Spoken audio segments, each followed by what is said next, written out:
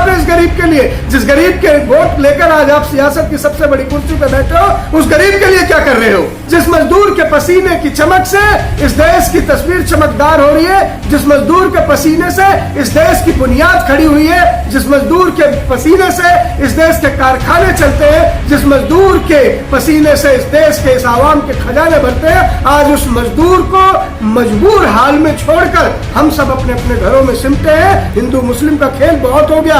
एक डिबेट में मजदूर को भी ले आइए, तमाम चैनलों के सजे हुए लाइटों के आगे मुंह पोत के मेकअप लगा के जो बैठ जाते हो, हिंदू मुस्लिम के अलावा कुछ नहीं करते। ये तुम्हारा मुंह चमक नहीं रहा, ये काला हुआ पड़ा, इस पर कालिक पुती हुई है। अगर तुम सच नहीं बोल सकते तो तुम्हारे मुंह पे कालिक है। ये चमक दमक ये सब बेकार है, तुम्हारी बेईमानी है, दो कौड़ी की है। कभी गरीब से पूछिए जो 700, 800, 900 किलोमीटर दूर अपने घरों से कहीं बैठा है, वो घर जाना चाह रहा है, वो तड़प रहा है, वो चिल्ला रहा है, वो गुहार लगा रहा है और बदले में डंडे लाठी पा रहा है। अरे सांस लेने के नाम ही जिंदगी है, तो तुम्हें ये जिंदगी मुबारक, तुम जिंदा रहो भैया। सच मत बोलो, मत बोलो, मत निकले तुम्हारे मुंह से सच। पता नहीं कौन सा ताज तुम्हारा छिन जाएगा, पता नहीं कौन सा महल तुम्हारा छिन जाएगा, पता नहीं तुम्हारे कौन से किले में ताला लग जाएगा, तुम्हारा कौन सा कारखाना बंद कर दिया जाएगा अगर तुम सच बोल दोगे। लाइव टीवी, सच सबसे आगे। नमस्कार दोस्तों, मैं हूं संदीप और आज आप सबके बीच में फिर से उपस्थित हूं गरीब की, बेजुबान की, मजदूर की, मजलूम की वही दर्द भरी दास्तां लेकर, जिसे आज हिंदुस्तान में सियासतदानों की आंखें, रहनुमाओं की आंखें देख नहीं पा रही हैं।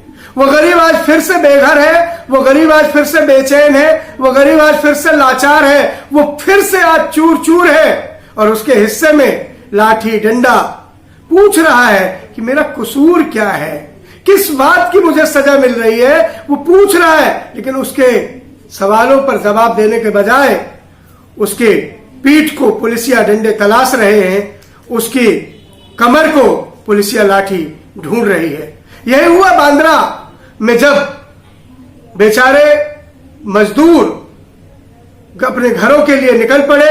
उम्मीद थी कि कोई गाड़ी मिलेगी, कोई वाहन मिलेगा।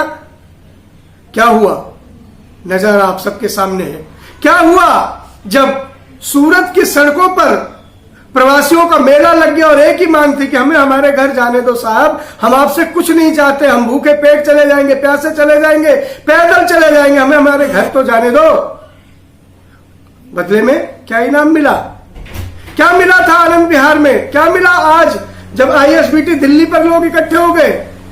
ये मजदूर इतना मजबूर क्यों है साहब? ये मजदूर इतना परेशान क्यों है? इसे क्यों परेशान किया जा रहा है? इसकी कौन सुनेगा? इसकी सुध कौन लेगा? ये हिंदुस्तान का, आवाम का नागरिक नहीं है क्या? माना कि आज बहुत ज्यादा जरूरत है लॉकडाउन की, बहुत ज्यादा जरूरत है घरों में रहने की, बेशक रहने की जरूरत है, लेकिन कहीं किसी की जांच तो होगी, कहीं किसी के बारे में पता तो चला जाएगा, कहीं किसी के बारे में कोई ये तो डॉक्टर चिकित्सा करेंगे कि ये फलाना आदमी बीमार है भी या नहीं है। और अगर बीमार नहीं है तो क्यों नहीं हम 1000-2000 लोगों की कतार को लगा के इकट्ठा करके उनकी जांच करें, और जो जांच में सही है, जो बीमार नहीं है, उनको उनके गंतव्य की ओर पहुंचा दिया जाए। वो तरस रहे हैं साहब। मजदूर आज सोच रहा है कि 4 दीवारों से ज्यादा नहीं जिंदगी, 4 दीवारों से ज्यादा नहीं जिंदगी, और हम जिंदगी की तलाश में भटकते रहे। मौत को देख ठहरे तो समझा ये जिंदगी वो नहीं जो हम समझते रहे। हाँ, जिंदगी के मायने मजदूर तलाश रहा है। जिस मजदूर के पसीने की चमक से इस देश की तस्वीर चमकदार हो रही है, जिस मजदूर के पसीने से इस देश की बुनियाद खड़ी हुई है, जिस मजदूर के पसीने से इस देश के कारखाने चलते हैं, जिस मजदूर के पसीने से इस देश के, इस आवाम के खजाने भरते हैं, आज उस मजदूर को मजबूर हाल में छोड़कर हम सब अपने अपने घरों में सिमटे हैं। वो फिर से सड़कों पर इकट्ठा होता है लाठी डंडा खाने के लिए। सच भी तो है कि मेरे दर्द को लाठी मिली, मरहम न मिला। मेरे दर्द को लाठी मिली, मरहम न मिला। रोटी की तलाश में जब जब मैं घर से चला, रोटी की तलाश में जब जब मैं घर से चला। मजदूर कितना मजबूर हो गया है साहब। हम क्यों नहीं व्यवस्था ऐसी कर पाए, हम क्यों नहीं ऐसा बना पाए कि कम से कम जिनके घरों में जिनके घरों में एक एक ही बच्चा होगा, एक ही बेटा होगा, जिसका बाप बूढ़ा होगा, जिसकी पत्नी हो सकता है प्रेग्नेंट हो, जिसके घर में कोई बीमार होगा, जिसकी फसल उसे बुला रही होगी, जिसका खेत उसे पुकार रहा होगा, जिसकी खड़ी फसल उसे आवाज दे रही होगी। आज वो मजदूर कहीं कोने में पड़ा है, वो पैदल भी अपने मुल्क में अपने नहीं चल पा रहा है। हम इतने मजबूर कमजोर क्यों हो गए? क्यों नहीं हम कहीं भी एक पॉइंट बनाते हैं कि उनकी जांच हो, अगर वो सही है तो उन्हें बढ़ने दिया जाए, उनको आगे तक भेजा जाए?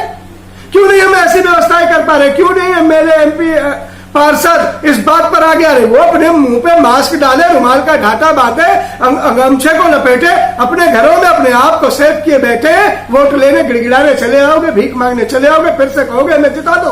किस बात पर जिता दे? आपको क्या किया आपने इस गरीब के लिए? जिस गरीब के वोट लेकर आज आप सियासत की सबसे बड़ी कुर्सी पर बैठे हो, उस गरीब के लिए क्या कर रहे हो? गरीब अपने घर जाने को भी तरस रहा है, तड़प रहा है, करा रहा है और कह रहा है कि कभी जूता, कभी डंडा, कभी लाठी तेरे हिस्से, कभी जूता, कभी डंडा, कभी लाठी तेरे हिस्से, खामोश हो गुर्बत, बहुत सुन लिए तेरे किस्से। नफरत तो हमेशा रही है सियासत को गरीब से, पर इतनी नफरत गरीबी ने कभी देखी नहीं। आज जो आलम है, हम क्यों नहीं छोटे छोटे टुकड़ों में व्यवस्था बना पा रहे? हम क्यों नहीं ऐसी व्यवस्था बना पा रहे कि एक बस भर यात्री ही हो, 2 बस भर यात्री हो, उनकी जांच हो, स्क्रीनिंग हो, उनके बाकायदा प्रिकॉशंस हो, अगर वो सही हैं, उनके पास बीमारी नहीं हो, कोरोना ग्रस्त नहीं है, फिर क्यों कैद है? वो बीमार है तो जांच हो, उन्हें अस्पताल भेजा जाए, और बीमार नहीं है तो उन्हें घर पे जाने की व्यवस्था होनी ही चाहिए, ये फर्ज बनता ही है। कभी गरीब से पूछिए जो 700, 800, 900 किलोमीटर दूर अपने घरों से कहीं बैठा है, वो घर जाना चाह रहा है, वो तड़प रहा है, वो चिल्ला रहा है, वो गुहार लगा रहा है, और बदले में डंडे लाठी पा रहा है। उसकी खेत में उसकी फसल सुरक्षित नहीं, घर के बाहर द्वार पर उसके माँ बाप सुरक्षित नहीं, उसे हर तरह से डर है, खौफ है, और उसकी तरफ कोई रहम का हाथ भी बढ़ाने वाला नहीं। अरे सांस लेने के नाम ही जिंदगी है, तो तुम्हें ये जिंदगी मुबारक, तुम जिंदा रहो भैया। सच मत बोलो, मत निकले तुम्हारे मुंह से सच। पता नहीं कौन सा ताज तुम्हारा छिन जाएगा, पता नहीं कौन सा महल तुम्हारा छिन जाएगा, पता नहीं तुम्हारे कौन से किले में ताला लग जाएगा, तुम्हारा कौन सा कारखाना बंद कर दिया जाएगा अगर तुम सच बोल दोगे। अरे सच बोलना गुनाह हो गया है क्या? किसी गरीब के दर्द के साथ उसकी आवाज के साथ आवाज मिलाना गुनाह हो गया है क्या? ये जुल्म हो गया है क्या? सब अंधे हो गए हैं क्या? किसी को नहीं दिखता कि गरीब आज परेशान है, गरीब के घर में उसकी आबरू लुट रही है, उसकी इज्जत लुट रही है, मुट्ठी भर अनाज के बदले में लुटेरे उसकी माँ बहनों की इज्जत लूटने पे आमादा है। कौन बोलेगा भैया?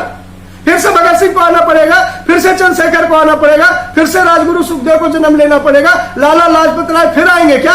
अरे संविधान बना के अम्बेडकर साहब चले गए, उस संविधान की पावर दो, उसमें कहीं गरीब के लिए भी कुछ लिखा होगा, उसे उसका हक दे दो। सोचिए साहब, सोचिए कभी उनके बारे में जिनके साथ ऐसे हालात गुजर रहे हैं कि 2-2 वक्त की रोटी के लिए, एक वक्त के निवाले के लिए भी तड़प रहे हैं, और उनके पति कहीं दूर बैठे हुए हैं, इंतजार में है कि वो भी घर आ जाए, कम से कम साथ मिलकर दुख तो बांट लेंगे। खामोश रहने वाले सारे लोग सुन लो, मुंह पे ताले लगाने वालों सारे लोग सुन लो, थाली दिया दिवाली से किसी बेकसूर की गरीब की इज्जत नहीं लौटेगी, उसे उसको हक से मिलेगा। और हक ये है कि जो बीमार नहीं है उन्हें कैद ना किया जाए, जो बीमार नहीं है उनकी जांच की जाए और उन्हें उनके घरों पर वापस भेजने की व्यवस्था की जाए। बहुत बड़ा मुल्क है हिंदुस्तान, हम एयर लिफ्ट कर सकते हैं, हम बस लिफ्ट नहीं कर पा रहे, हम ट्रेन लिफ्ट नहीं कर पा रहे। अमीरों के बच्चों को, विदेशों में जाकर कमाने वालों को, अपने वतन को छोड़कर दूसरे देशों को अमीर बनाने वालों की हमें चिंता है, लेकिन हमारे ही देश की जड़ों को मजबूत करने वालों की हमें फिक्र तक नहीं। गरीब पर रहम करो साहब, गरीब पर दया करो, गरीब के साथ इंसाफ करो, मजदूर को मजबूर ना करो, उसे उसके घर आने की कोई ना कोई व्यवस्था करो। हजारों करोड़ रुपए दान में आ रहे हैं, हजारों करोड़ रुपए आपके खाते में जमा हो चुके हैं, हजारों लाखों लोग सेवा करने के लिए जुटे हैं, घरों से निकले हैं। नेता लोगों, आप भी घर से निकलो, गरीबों की सुध लो, इनका वोट की ही नजर से इनको मत देखो। ये आपके वोट की फसल ही नहीं है। आज मौका आया है, आज वक्त आया है, आज ये मदद मांग रहे हैं, आज ये गुहार कर रहे हैं, इनकी बात सुन लो, इन्हें इनके घर तक छोड़ दो। मैं अपील करता हूं कर्णधारों से, नेताओं से, विपक्ष से, पक्ष से, सरकार से, आम नागरिकों से, दानदाताओं से कि गरीब की सुध के लिए भी आवाज उठाएं, बुद्धिजीवियों से, कलमकारों से जो बड़े बड़े कॉलम लिखते हैं, एडिटोरियल के बहुत बड़े बड़े आर्टिकल लिखते हैं, बहुत ऊंचा ऊंचा मंचों पर बोलते हैं, बहुत बढ़िया बढ़िया डिबेट बोलते हैं, एक डिबेट में गरीब को भी ले आइए। हिंदू मुस्लिम का खेल बहुत हो गया, एक डिबेट में मजदूर को भी ले आइए। तमाम चैनलों के सजे हुए लाइटों के आगे मुंह पोत के मेकअप लगा के जो बैठ जाते हो, हिंदू मुस्लिम के अलावा कुछ नहीं करते, ये तुम्हारा मुंह चमक नहीं रहा, ये काला हुआ पड़ा, इस पे कालिक पुती हुई है। अगर तुम सच नहीं बोल सकते तो तुम्हारे मुंह पे कालिक है, ये चमक दमक ये सब बेकार है, तुम्हारी बेमानी है, दो कौड़ी की है। चलते चलते एक बात कि मैं जा रहा हूं, मेरे बाद गरीबी तुमसे पूछेगी, मैं जा रहा हूं, मेरे बाद गरीबी तुमसे पूछेगी। कोई ऐसी भी मन की बात है जिससे भूख मिट जाए? कोई ऐसे भी मन की बात है जो भूख मिट जाए? मैं उम्मीद करता हूं आप सब मेरी बात को गौर से सुनेंगे, समझेंगे, मेरे दर्द को समझेंगे। ये सियासत का वक्त नहीं है, ये नफरत का वक्त नहीं है, ये ईंट गारे लगाकर हिंदू मुसलमान करने का वक्त नहीं है।